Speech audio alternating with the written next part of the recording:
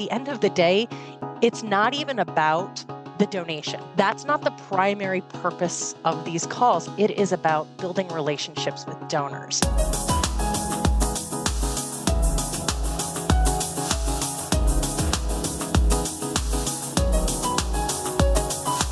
I'm Rich Frazier. And I'm Russ Phaneuf. Welcome to the Nonprofit Fundraising Exchange, a podcast from IPM Advancement. We believe strong nonprofits can change the world, and our goal with each episode is to bring you insightful conversations with thought leaders from the nonprofit sector. Let's dive in.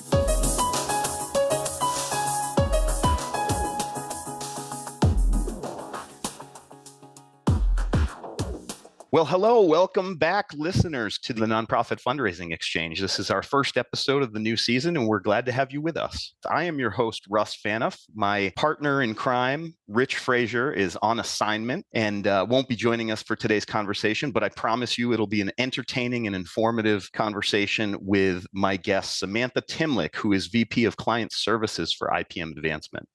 Hello, Samantha. Hey, Russ. Hey, everybody. So today we're going to be talking about telefundraising, or as you may know it, telefund or phonathon. And as we kind of, enter a new year, I just wanted to know from Samantha's perspective if this is still a viable way of engaging with your contacts. And so that's what we're going to be talking about today. So welcome and buckle up, because this is going to be a great conversation. Who doesn't love telefundraising? Like right when you're in the middle of dinner, right? And you get that phone call from your favorite charity. That's right. Absolutely. And we try to avoid the dinner hour, but I got to say, that's when folks are answing. Sometimes that's when you got to call. Yes, filled with rage that they're getting contacted in the middle of dinner. But, on a serious note, is it still a viable way of reaching out to people? And kind of what's your general take on telefundraising? Yeah, so absolutely. It's a viable means of reaching people, but it has certainly changed over the years. Mm-hmm. Besides digital, I would say it's one of the more drastic changes we've seen. Direct mail has been around and obviously it's different, but not quite like telemarketing. Yeah. When we started doing this, I should say when I started back in 2007, telefundraising was big. Most nonprofits were doing it, and they were often doing it for their annual fund donors. Right, and that's just not the case anymore. Yeah. In a prior life in 1999, I ran a university telefund call center. And so that was before we were automated. We didn't have computer terminals. Every session, we would print out this huge stack of people to call, and we would manually go through. And I had about 20 or 30 student callers from the university. And it was a crazy program to manage. We would get in about 2:00, start printing out all the paperwork and start our calls about 5, and we'd go till about 9:00 Eastern. And, it was a pretty successful program back then, but things have changed so much. We used to call a lot of landlines, and we used to call a lot of, I would say that everybody we could get a hold of on the alumni file, we would try them. And that's just not the case anymore. So what are those target audiences we're looking at now to have a really effective fundraising program? It used to be that telefundraising was often done sort of for the annual fund, the lower level donors. It was a good mass outreach strategy. But with the various changes, particularly with the rise of cell phones, and then some of the changes around the do not call registry and the FTC's rules, that's not the case anymore. So where we find telefundraising to be most effective, a few different cases, mid-level and major donors, there's a real opportunity in those segments in particular. And it's funny because, a decade ago, you would not have really thought of calling your major donors on the phone. Like that's, that was seen as intrusive. But these days, with the right program and the right agents, you can have a very effective mid and major level outreach. And this is really great for nonprofits who don't have the mid or major gift officers available to manage their portfolios. So it's a supplement to portfolio management. Yeah, and we see that a lot with a lot of nonprofits, right? They have this kind of disparity in the number of times that they'll be able to contact people who are assigned in a portfolio versus people who are just general annual fund. And it seems like there's kind of a trough between maybe 250 to 999, where people actually don't get contacted as much as they should because Yep. there's staff members who are like, well, I want to cultivate this person and I'm not quite sure. And what ends up happening is they get contacted fewer times during the year, and it actually works against a lot of nonprofits to build that middle kind of mid-level giving area for their annual funds. So I think the real important thing when we're talking mid and major donor level outreach is like I go back to the agents in the program itself. So this is not your typical sort of sales call that you might be getting on your phone. It's not even your political calls, right? Where there's that dead air in the beginning. Sometimes there's not even a person on the other end of the line. There's an automated, it starts off automated and then a live person comes on. Those are all appropriate tactics for different things, but not for nonprofit telefundraising. So when I'm talking mid and major level programs, I am talking about call center agents who are brand ambassadors. Like we make sure that our agents are in lockstep with the organization. They know the mission, the vision, the values. They can give an elevator pitch. Like those are the kinds of people you need making these calls, because at the end of the day, it's not even about the donation. That's not the primary purpose of these calls. It is about building relationships with donors. Yeah. And, telephone, like that is a live, like happening right now interaction between a human donor and a brand ambassador for your nonprofit. There are very few opportunities to do that anywhere else in the nonprofit fundraising space. Yeah. So you can do it right and thoughtfully, and you can do it in a way that, yes, generates income for the nonprofit, but also builds those relationships with your donors, which we know over time, that's where the real value is for everybody.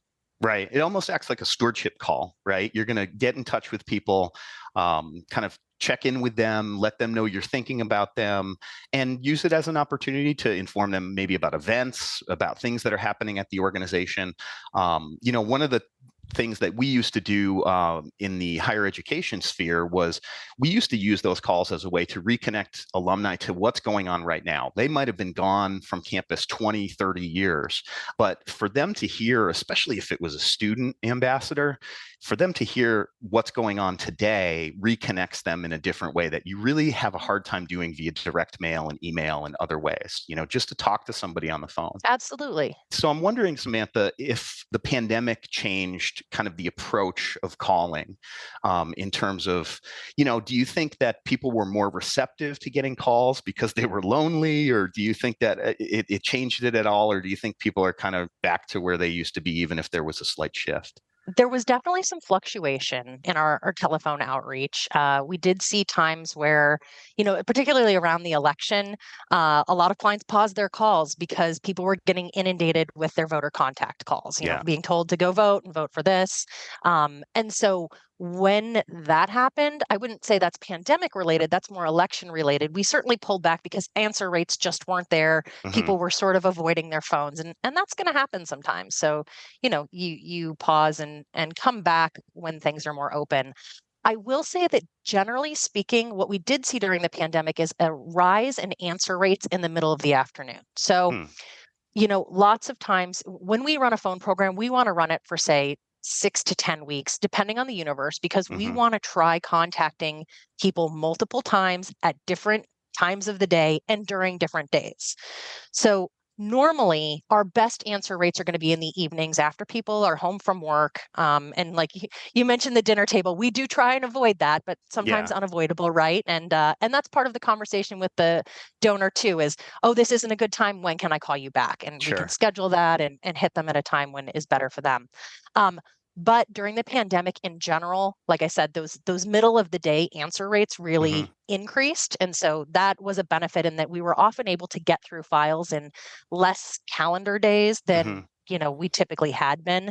It's sort of holding kind of hard to say, TBD on if we're going to keep seeing that moving forward with more folks going back to the office. Yeah, that's interesting because when I worked at a business university, we would call during the day to people at work, and they were much more receptive than they would be if they were home. So I wonder if people working from home has kind of changed the mindset of picking up the phone and having a conversation. Yeah. And one of the things that is really important, I think, with nonprofits making outbound phone calls is letting people know that it's going to happen, or at least having that information available so that, say somebody gets a call, especially if it's a new program, like you haven't been calling your donors before, people are going to be naturally suspect. And there's good reason, because there are some bad actors out there, Sure. operating over the phone lines. Yeah. So what we have found to be really helpful is that nonprofits who sort of let donors know they're going to be calling, maybe they send an email or they put a flyer in a direct mail, even a post on Facebook.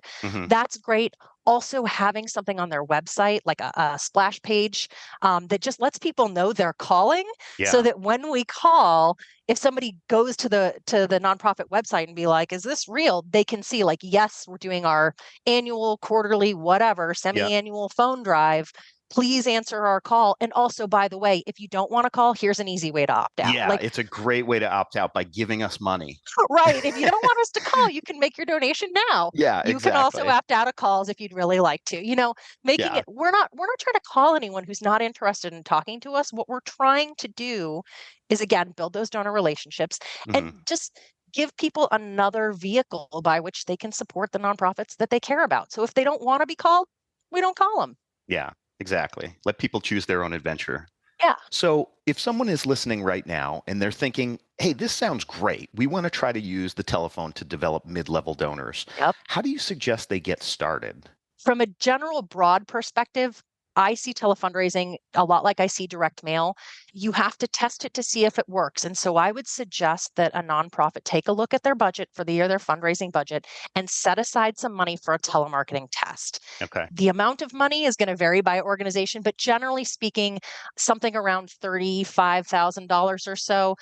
That should be a good enough test investment for you to really see if your program has legs and where you're going to be able to take it from there. Okay. So, what kind of file size does that equate to? I would say when launching phone calls, ideally we're working with around 10,000 records or so. Okay.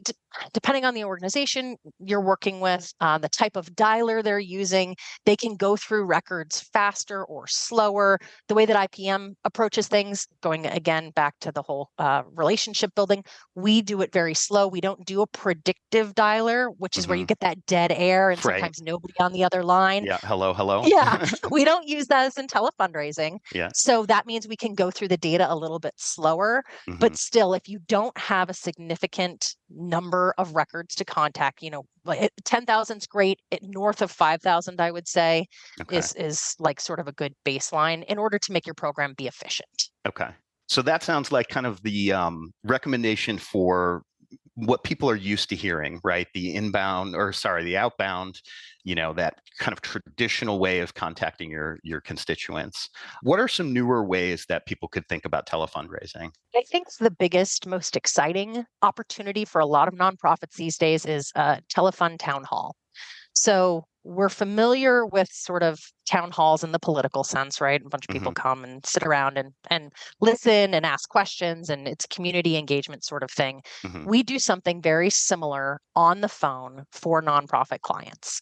And this is really great. Like if your organization is doing webinars, you're like already 90% of the way there. Okay. It's sort of like a webinar conducted over the phone. So we have we call out directly to people to invite them to participate. They can also dial in through, text message invites, email, direct mail, any of the other ways that you might invite people to an event.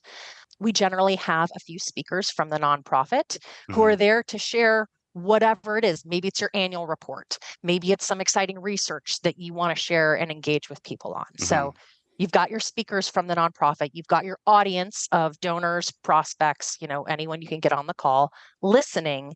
And we have the ability to have people ask questions. So, you even take people live so they get to ask their question right there on the air with everybody listening of the nonprofit. That creates that engagement. Yeah. And then the fundraising angle that comes in there is just like asking a question, you push, I think it's *3, say, to ask a question. It's *0 to make a donation. So right then and there, you're on this call, you're listening to information, you're compelled to give. You can do it right then. You transfer to a live agent, they take your information, and then you go right back to the call. So it's a really nice way for nonprofits to connect with people who are interested in their work in a different way, Yeah. and also fundraise while they're doing it. Yeah, it's an interesting way too for organizations that might have an annual update, maybe from a CEO or from a president. I think of universities. A lot of the times in January, you want to set the tone in January. You want to talk about what the goals are for the year for the university, and that gives you a little bit of a different platform than direct mail and email and the traditional ways that you would do that outreach through the PR or marketing of the university. So that's an opportunity. And it also sounds like that's a way to create kind of a rapid response giving opportunity. If something happens in the environment and you host a town hall to talk about it and to talk about the response of your nonprofit, that's an opportunity where people are really highly engaged and that they do want to talk about this issue. They want to hear your position on it. And if you can manage to do that in a professional way and not be an ambulance chaser about it, it sounds like that's an opportunity for people. Yeah, exactly. And I think that that's the other nice thing about telephone town halls is you can sort of skew them one way or the other. You can make them more stewardship based, more information based, and you can make them more fundraising based, depending on what the organization's goals are. And the other nice thing about the telephone town halls is the investment is a lot lower than an outbound telefundraising. So this is an inbound event. So you're not paying as much. So I said, you're looking around maybe $35,000 to do a telefundraising outbound test. For a telefund town hall, you could spend closer to 10. Oh, interesting. Okay. And run your event that way. I do suggest clients look at it, at least for the first few, as they're sort of getting used to it, as a stewardship opportunity with the ability to offset the costs of running the event. So it's not common that an organization's first telefund town hall is going to be a revenue generator, but you can get yourself there as you're moving forward. Again, I'm big on stewardship. I see it, it's sort of like a newsletter in direct mail. Your focus is stewardship. You're hoping to bring in enough money to pay for it itself, but you may not make a lot on the first few. So as we were talking about outbound and having a certain list size, what kind of list size would you want to go into a telefund town hall with? So the nice thing about telefund town hall is we can dial huge universes. So I'm talking, we have done outbound calls up to 2 million when we're reaching a really broad audience. But you also don't have to have a significant outbound dial if you're able to get your folks to call into you. So it really depends on the engagement level of your universe. So the outbound size does help drive the cost of the event.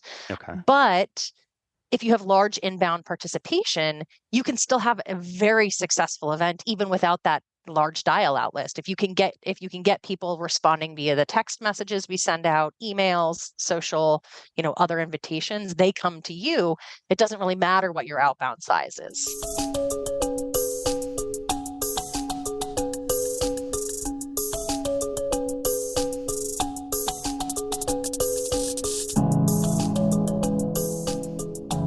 Hi, this is Curtis Schmidt, producer of the Nonprofit Fundraising Exchange. If you're a nonprofit professional who has questions about your program, or maybe you feel like you've taken your advocacy, fundraising, or membership effort as far as you can and you need some fresh ideas, then we have a special offer for you today. NPFX podcast listeners can get a free 30-minute consultation with IPM Advancement, no strings attached, when you go to ipmadvancement.com/free. Just enter a few details and an IPM team member will contact you to follow up. It's that easy. That website again is ipmadvancement.com/free. Thanks for listening, and we hope to talk to you soon. Now let's return to the episode.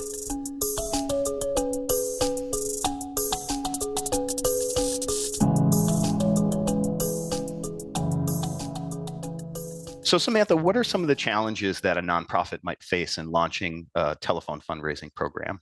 I think one of the biggest things that sort of sets telefundraising apart from other types of fundraising is the registration. So just like with any sort of nonprofit fundraising, you do have to be registered to conduct fundraising activities in whatever state you're going to be operating in. So a lot of the clients we work with, they're already registered nationwide for fundraising. So they've got that down. But telefundraising triggers additional requirements in certain states. And it takes about 6 weeks to get fully registered. If you're trying to register nationwide, it takes about 6 weeks because there are a lot of hoops to jump through. Some states have a 4-week waiting period. Some states, so not only does the nonprofit have to be registered, the vendor, IPM, has to be registered. In some states, the individual agents making the phone calls have to be Really? registered. That's So interesting. it's quite a process. So Huh. I would say that's sort of number one. Is unfortunately it's not something that you just sort of turn on Mhm. and try out. It does take some planning. But the good news there is while you're registering, that's the time when you should be training your agents, not Right. just on your specific script, but on your organization as the whole. So like I said, they can really be those brand ambassadors and have conversations. You don't want people reading from a script and not able to engage with your donors. That's the opposite of what we're trying to accomplish here. Interesting. Okay, so there's two other things that I want to go over to see if they're viable in today's world of telephone fundraising. The first is tying it to direct mail and letting people know if there's a package coming or anything like that. Is there an opportunity to call people and just say, hey, we're getting ready to do our micro campaign for the fall. We just wanted to reach out, and let you know that there's a letter in the mail coming. Is that something that people would do? And then I also would like your take on robocalls. Is robocalls still a thing for nonprofit? Yeah, well, I mean, luckily, the way that you frame that question, I can sort of answer both of them in one. Yeah. And that is to say that absolutely nonprofits are doing that. And the nice thing about that sort of approach, where you're letting people know that a mailing is coming to them, that's not considered fundraising. So it doesn't trigger the same sorts of requirements in terms of telefundraising registration as other things might. Okay. And most of the nonprofits, actually, strike that, all of the nonprofits I'm aware of that do that sort of phone call to let people know a package is coming or a call to let them know a package has come and please respond, those are often done in an automated fashion. Okay. And the reason being is that one of the best ways to get somebody's attention around something like that is to keep a very short message. This is less of an engagement. This is more of a declaration that we're putting out there to people. Check your mail, please. Yep. Automated is the way to go there because it's quick and it's short and it's easy. Yep. And the way that you get people to respond to your automated message is by using the voice of somebody they know. So whether it be the CEO of the organization, whether it be the impacted person in your direct mail piece. You send out a package that shares in a personal story, and that person calls and says, hey, so-and-so organization just sent you a letter about my story. I hope you'll read it. That sort of thing piques people's interest. They stay on the line, they get your message, and then, hopefully they go and check their mail. We have A/B tested this before, and we have found that when people receive a phone call either before or after the mailing, they are more likely to respond to the mailing itself. We see higher response rates from the segments that receive either a pre-call or a post-call. Great. Well, this has been really informative. I kind of think of telephone fundraising in some of these more traditional ways, but it seems like it's still viable in a lot of other ways. So Samantha, before we wrap up, let's talk a little bit about some of the mistakes or pitfalls that people could run into in running their telephone fundraising programs. Yeah, so I think one of the big things is knowing that outbound telefundraising is not great for prospects. That's when you really where we're talking cold prospects, people who have had no interaction with the organization as far as you're aware.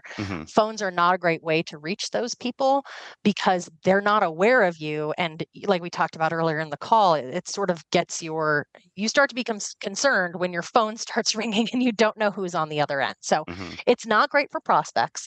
The other thing that I would suggest nonprofits look out for is telefundraisers who operate on paid out of proceeds. So what that means is that instead of paying the telefundraiser a flat rate based on the number of hours or the number of contacts or whatever you agree on, they take a percentage of funds raised.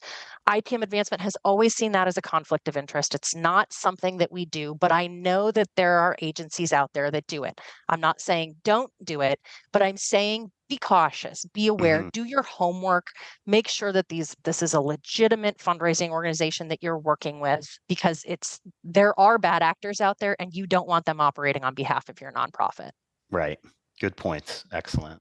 Let's give folks some takeaways from this conversation and wrap things up. What do you think are the most important points for people to keep in mind?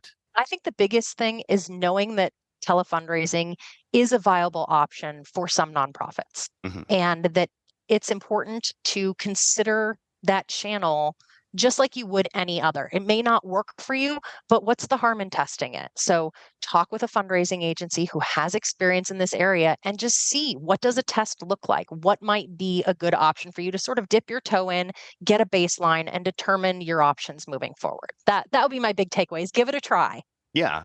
And I think my takeaway would be, remember that it's part of this ecosystem of fundraising. There's a way to integrate it with direct mail, with email, with social media, and kind of treat it like a micro campaign that has a lot of different ways of reaching out to people.